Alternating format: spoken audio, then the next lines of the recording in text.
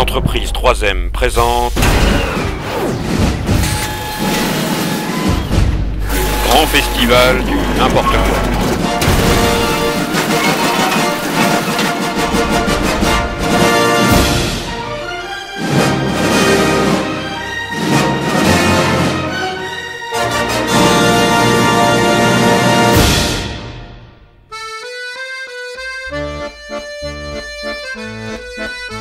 Il était une fois des petits ouvriers qui depuis des années se levaient et allaient d'un pas léger rejoindre leur entreprise, 3M Santé. Par un beau matin d'hiver, où le soleil venait lécher de ses rayons les terres fertiles de notre belle région, les ouvriers, comme à l'accoutumée, arrivèrent dans leur société. Presque aussitôt on leur dit « Il faut vous regrouper, on a quelque chose à vous annoncer ». Et très vite, la douce chaleur que procurait ce beau soleil s'est en allée.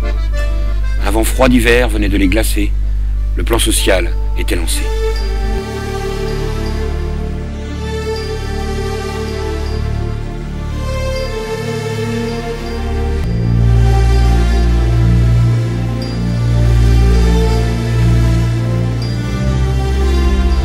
Alors très vite, de la capitale, on a vu descendre Casimir, pour nous vanter avec ses beaux transparents les bienfaits de son plan.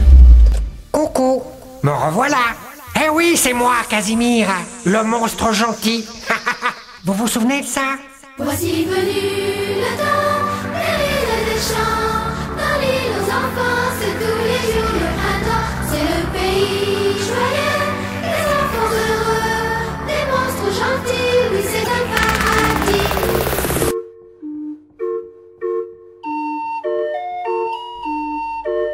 Eh oui, Casimir nous sort son pipeau. Pourtant, il est bel et bien fini le temps des rires et des chants, fini l'usine joyeuse des ouvriers heureux et des patrons gentils. Fini le paradis, voici venu le temps du mépris. Alors quand Casimir s'acharne sur son pipeau, les ouvriers sont excédés.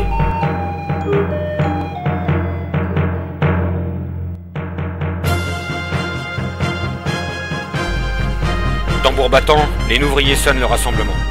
Casimir ne partira pas. Dans son bureau, il restera. Nous édifions notre forteresse, chaises et banquettes installées, paquets de chips et thermos de café, prêts pour une longue veillée.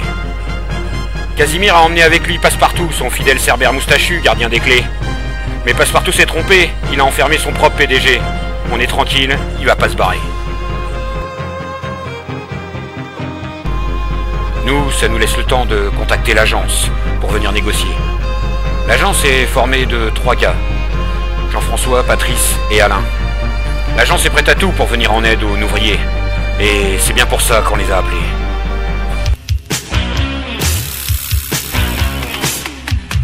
L'agence touriste, c'est vraiment la dernière chance.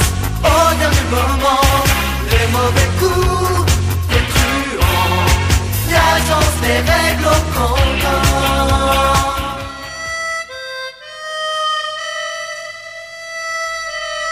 Débute alors un face-à-face entre l'agence et Casimir. Un duel qui, à cause du mépris de la direction envers ses salariés, était devenu inévitable. L'agence arrive sur le plateau de la direction, armée de papiers et prête à dégainer leurs stylos. Ils sont tendus. La foule des ouvriers s'écarte, quelques regards sur la droite, sur la gauche. Et puis soudain, les cris d'encouragement des ouvriers font place à un grand silence. Ils entrent.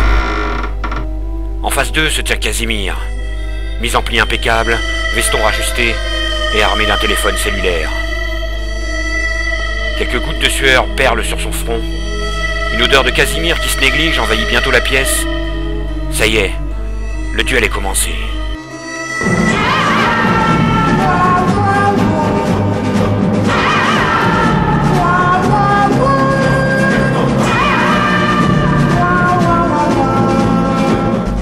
Très vite, Casimir craque.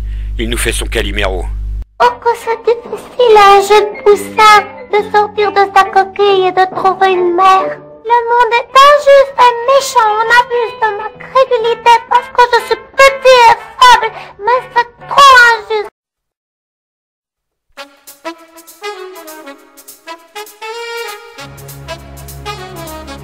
Décidément, cela promet une sacrée soirée.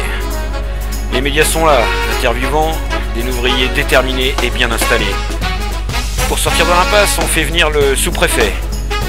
Et là, il s'ensuit une valse interminable. D'abord, le sous-préfet va discuter avec Casimir.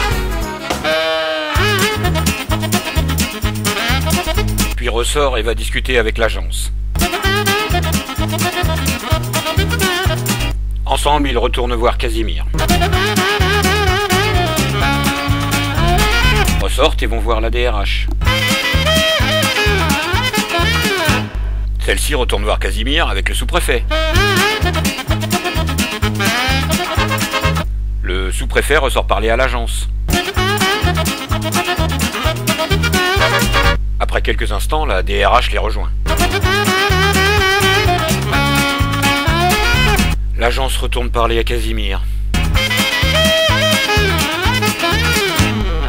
Il n'en sortira rien de bon ce soir. Pas d'avancée sur les négociations. Le sous-préfet retourne donc se coucher. Il n'enverra pas ses policiers. Mais cette nuit, Casimir reste avec les ouvriers.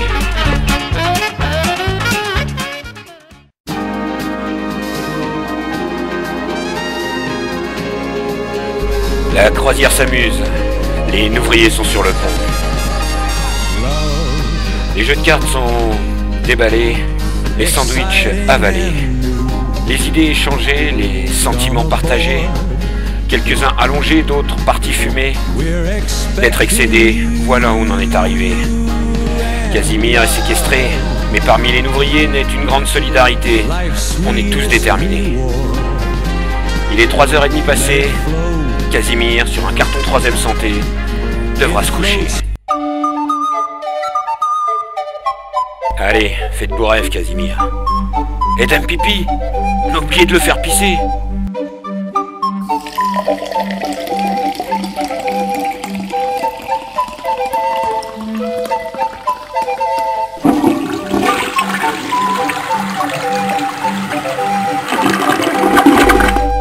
Eh oui, tout est enregistré. C'est ça aussi un événement médiatisé. Cette fois, Casimir s'est allongé, et sans doute épuisé de n'avoir rien voulu céder, très vite il s'est retrouvé dans les bras de Morphée.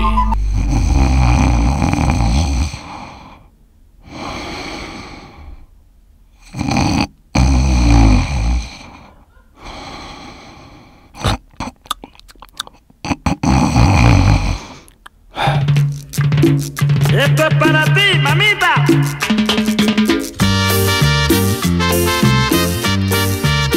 Ce soir, pour les ouvriers, c'est soirée café. Même pas une petite poire à mettre dedans. On s'était dit, il doit bien en avoir sur le plateau. Ils peuvent pas être à jeun quand ils prennent leurs décisions. Alors on a regardé dans une grande armoire pleine de dossiers. C'est peut-être là qu'ils l'ont planqué. On ouvre un premier dossier au hasard, un joli dossier en carton brillant au liseré doré, intitulé « Reconnaissance, mérite et augmentation du personnel ». Mais il était vide, ou presque, juste un post-it sur lequel était écrit « Cette année, 0%. » Nous passons à un deuxième dossier, intitulé lui « Boîte à idées pour bien gérer mon entreprise ». Vide aussi. Bref, on n'a rien trouvé. Juste quelques documents poussiéreux coincés derrière les dossiers, un vieux union, une doctrine du Parti Socialiste, une recette de cuisine pour faire des crêpes, une demande d'inscription à un club échangiste réservé aux hommes et aux femmes d'affaires qui se masturbent en pensant à la réussite sans se soucier de la misère qu'ils engendrent. Puis aussi une note chiffonnée sur laquelle était écrite « Bien pensé à faire fabriquer le PH8 par les ouvriers avant de les licencier ». Alors bon, on a tout remis en place, et puis on s'est rapproché du bureau de Casimir, pour voir si tout allait bien pour lui quand même. Il n'aurait pas fallu qu'il nous fasse un malaise, ou une attaque non plus. Hé Casimir, tu dors ?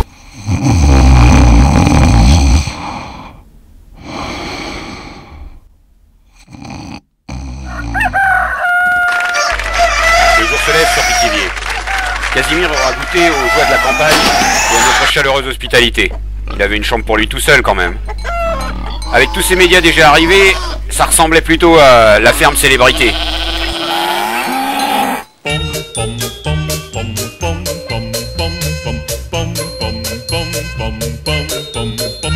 Mais je vous raconterai tout ça dans le deuxième épisode d'une série que j'ai nommée « Il était une fois des petits ouvriers ».